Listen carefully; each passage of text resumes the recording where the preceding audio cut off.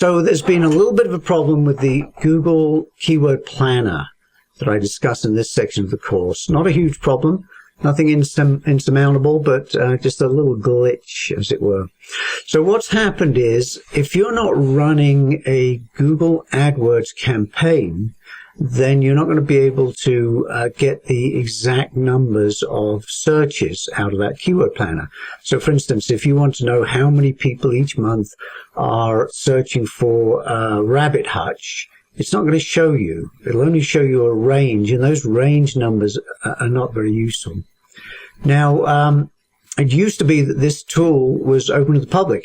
Anybody could get to it. You didn't even have to have a pay-per-click account.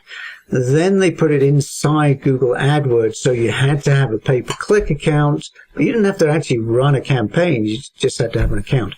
Now they've gone one step forward, and you actually have to be running a campaign in order to use it. So what is the fix? It's not that big of a deal. You still have options. First option, of course, is to run a simple AdWords campaign.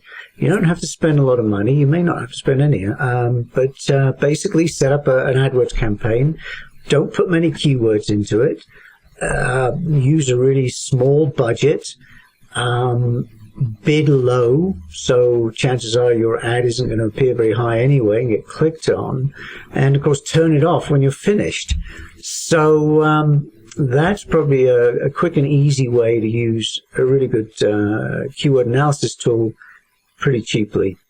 What other options? So we have Bing.